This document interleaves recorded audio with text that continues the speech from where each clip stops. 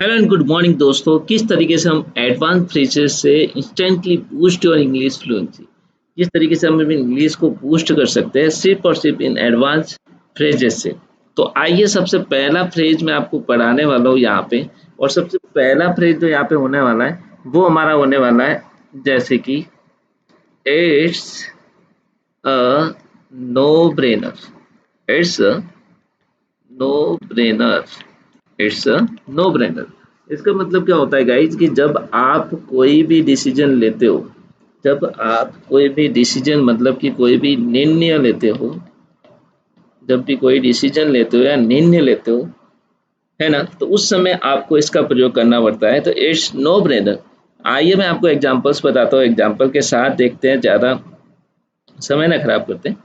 तो मैंने कहा कि मान लो आप कर रहे हो चूजिंग, मैंने लिखा है यहाँ पे choosing the faster, choosing the faster, है ना, फास्टर क्या, internet, choosing the faster internet plan, faster internet plan is, यदि अब यहाँ पे आप बताओगे is a no brainer, is a no brainer.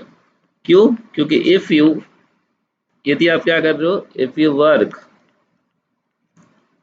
From home, कहने का मतलब ये है कि अगर आप घर में से काम करते हो तो तेज इंटरनेट प्लान चुनना बिल्कुल स्पष्ट है, बिल्कुल सही है। मतलब कहने का मतलब है कि यदि आप तेज इंटरनेट प्लान लेते हो तो आपका वर्क फ्रॉम होम बहुत अच्छी तरीके से होगा। तो इस तरीके से एक छोटा सा फ्रेज मैंने आपको बताया और आपको समझ में आया। ये जो लगभग ज़्यादातर हम कहाँ यूज करते हैं, तो ये आपके यूज करते हैं जब आप कभी भी कॉन्फिडेंस के साथ बोलते हो, है ना, नेचुरल तरीके से बात करते हो, तो उस समय इस फ्रेज का यूज कर सकते हो, इट्स नो ब्रेनर। अब मैं आपको दूसरे फ्रेज की तरफ ले चलता हूँ और उसमें आपको बताता हूँ कि क्या लिखना होता है। तो एक और फ्रेज अपने पास तैयार है जिसमें अपने पास लिखा हुआ है hit, hit the nail, hit the nail on the head, on the head. कहने का मतलब ये है कि जब कोई सही समाधान देते हैं या जब आप एक स्पष्ट और सटीक बात कर रहे होते हो तो उस समय इस फ्रेजेस का यूज किया जाता है, hit the nail on the head.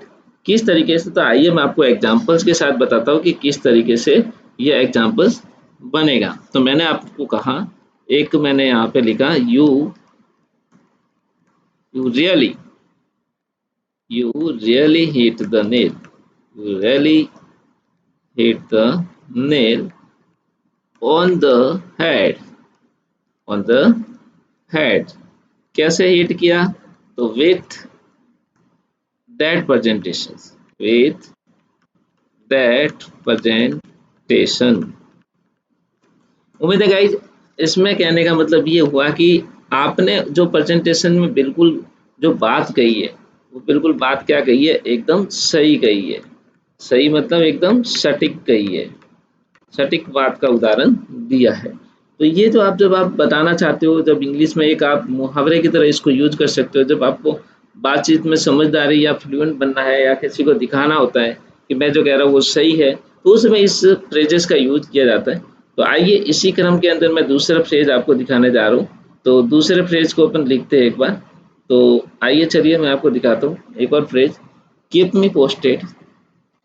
एक और फ्रेज देता हूँ, keep me posted, keep me posted.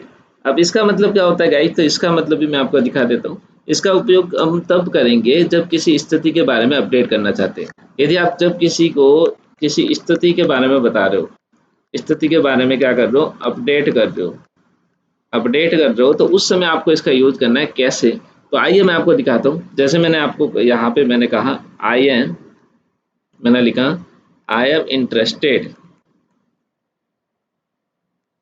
I am interested,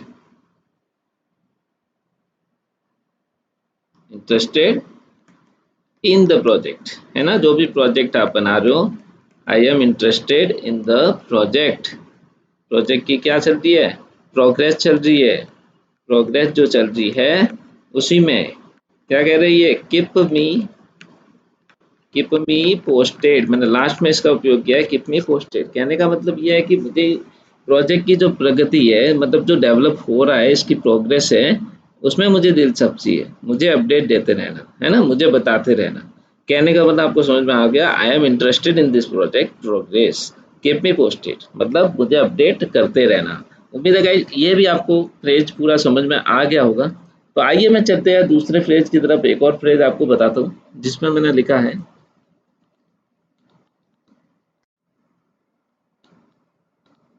get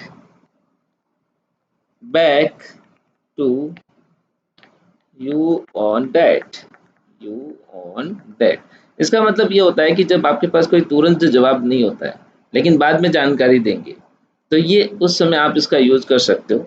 यदि जब आपके पास में उस समय तो आपका जवाब नहीं है लेकिन बाद में आप इसको जरूर अपडेट करोगे, तो उस समय इसका प्रयोग किया जाता है। तो कैसे किया जाता है, तो आइए मैं दिखाता हूँ। एक एग्जांपल आपको देता हूँ। मैंने कहा आई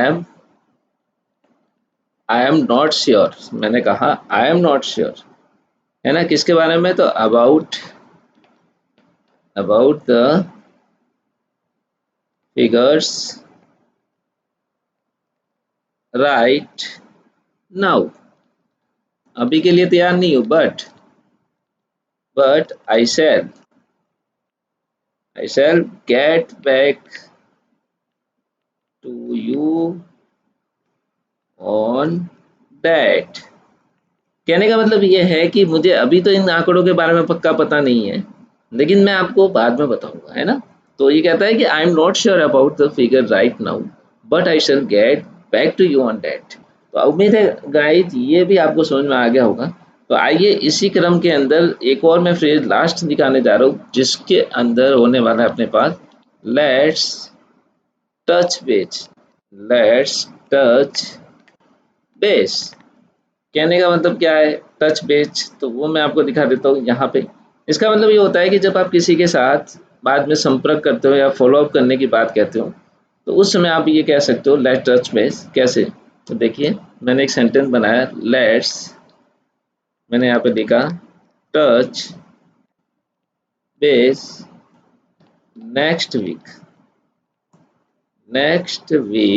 to review the project, review the project. तो उम्मीद है गाइस इसमें कहने का मतलब ये है कि अगले हफ्ते मिलते हैं, है ना। Let touch base next week, अगले हफ्ते मिलते हैं। कहने का मतलब ये, और प्रोजेक्ट का रिव्यू करते हैं, और क्या करेंगे, प्रोजेक्ट का रिव्यू करेंगे। तो उम्मीद है गाइस ये कुछ फ्रेजेस थे जो मैंने आज आपको पढ़ाए, और आपको उम्मीद है बहुत अच्छी तरीके से समझ में आए होंगे। तो इसी की तरह हमारे साथ बने रहिए और अच्छे अच्छे फ्रेजेस को और मैं टॉपिक लाते रहेंगे, सीखते रहेंगे। Thank you so much for watching guys.